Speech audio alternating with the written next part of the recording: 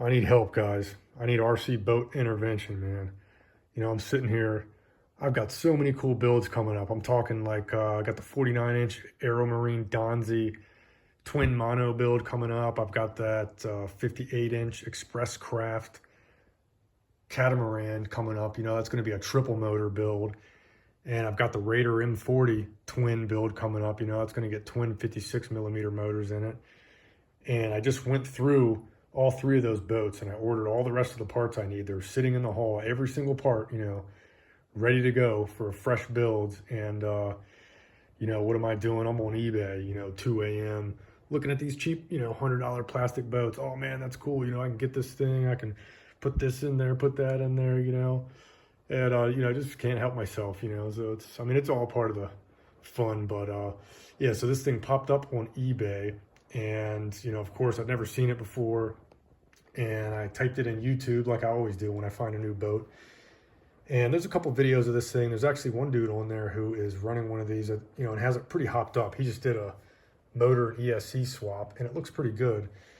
But when I saw this and I saw the rear end of it, and saw that strutter thing, the rudder strut combo, I automatically went, man, that's pretty nice. I've got a 4mm strutter, sitting in my parts bin, and a 4mm shaft stuffing tube. I got this motor laying around. I got a spare 100 amp ESC.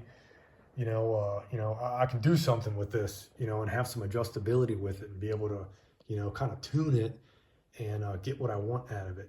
Unlike that Joy's Way, what was it, the Madflow V2, where that thing, I took it out a couple times and I was so limited with adjustability on it. And the plastic in it was thin. It's got the outboard in it, which, is cool. It looks cool, but there's just zero adjustability on it. You know what I mean? And in order to get that thing set up, I probably would have had to take the outboard off, and run something like this on there. And it just, that would have been just more work than it was worth, at least to me. Whereas this, it already has, this plastic strutter on there. I can take it off. I'll probably have to it's not going to be a 1-for-1 replacement. I'll have to drill new holes, but I'll glue I'll make a nice little fiberglass transom plate on the back there and drill new holes through that, to mount this new metal strutter on there. And then the inside of the Madflow was just, things were so tight in there. You couldn't fit big batteries in it. That's really the only place you had some adjustability was the inside of it, your battery placement. But that still wasn't that effective. So, I kind of, when you have a bunch of other boats, you start prioritizing. And, the Madflow went on the shelf and, I'd get to it later and I never really did. I kind of moved on. So I'm hoping this becomes what I wanted the Madflow to be. And I think it will. This thing should do well. So what I'm planning on doing is, putting this nice metal 4mm strutter on the back of it and popping in 2960 4120 kV motor into it. I actually got this for a new mini mono build, but I'll use this on, this boat here for now. And then, pop one of these nice little 100 amp ESCs in it. I like these, they're working well for me. I use this in the Midnight Gambler, and I've got one of these in the little WL Toys 913, the little plastic hydroplane, 3400 kV 4S, and this ESC works great on that. So I think it should do well on this. And don't let the 4mm shaft, scare you, because they make an adapter for it. OSE sells one, you can get them on the Tilke model store, AliExpress, and it's just basically another piece of copper tubing that slides right over your 4mm hardened prop shaft, that part of the cable, and that allows you to slide your 3/16 prop over that, and you can run them. You don't have to go out and buy all new 4mm bore props, like somebody I know did. I bought so many 4mm props before I discovered that adapter, just blowing through money.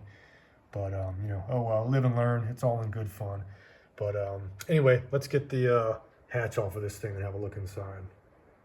All right, so what I like about this versus the Joy's Way Madflow is you got a lot of space in here to work with. So not only is it going to be very easy for me to replace this plastic strutter, with the metal one, we've got some room in here, to work with. And the plastic on this boat is a lot thicker. You know, it's a lot more rigid, you know, so that's always better. You know, the bottom half of this hull is like super thick, hard plastic, you know, which is nice. And now that I'm looking, I didn't notice this before, but it's got these nice little side rail support brackets in there, you know, which is cool, which is something the Madflow probably needed as well. Because, I mean, you could take your finger and, you know, just kind of flex it in and out. And, you know, this feels pretty good, you know, so that's really nice, actually. You know, so I've got a 3S 5200 MAH pack just sitting here, just as an example.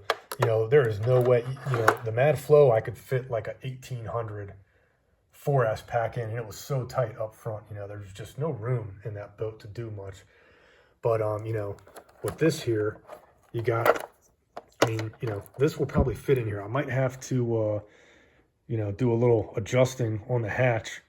But I wasn't even planning on running a pack this big, but, you know, just for, you know, an example, you know, it looks like a 5200 once I get this little battery plate out of there and get this thing down. I'll probably just use Velcro. I don't need a strap, you know, that'll fit in there. So that's really nice. And, you know, it looks like they got that servo tray mounted a little crooked in there. This is where I die on these builds, man. My OCD is just so bad. I mean, I see that, you know, it's a few millimeters off. It's kind of crooked. It doesn't look good. I'm in there like, you know, I'll spend a week's worth of evenings, you know, grinding that servo tray out of there, just to mount a new one in there and get it straight, you know, and then half the time I ended up, you know, making more of a mess trying to fix something that doesn't really need to be fixed, you know, than it is. You know what I mean?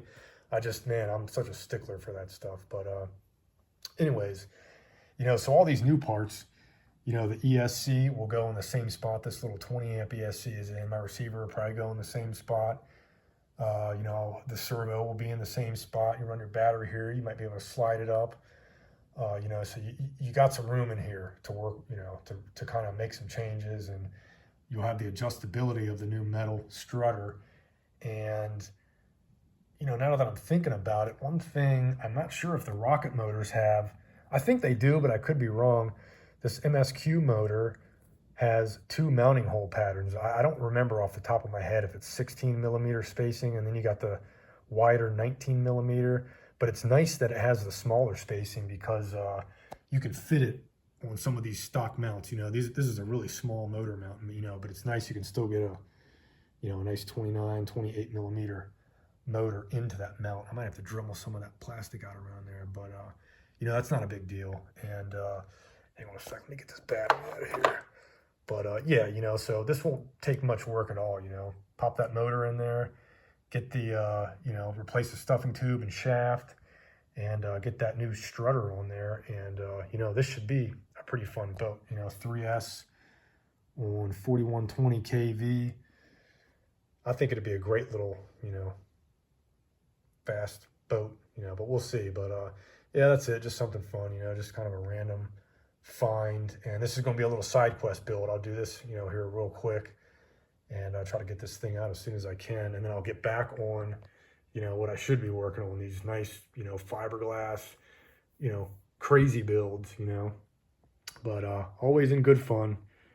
Well, that should do it for this video. I'll catch you guys later. Oh, and one more thing I like about this boat that I think is kind of cool is all this stuff. All these are stickers. You know, they're not painted or clear coated over. You know, I can peel. I don't really like stickers. There's very, you know, it's very rare that I like the stickers that come on a boat. You know, I think like the Aquacraft Lucas Oil is probably my favorite, you know, boat that's got, you know, the decals or, you know, some kind of pattern on it. You know, the TFL stuff. The TFL Rocket's pretty cool, but like, man, the Osprey and the, what's the other one, the Arian, you know, I'm like, man, get those stickers off of that thing. It just looks horrible to me. Or like that yellow TFL Pursuit with the skulls on it. Oh my God, I can't stand it.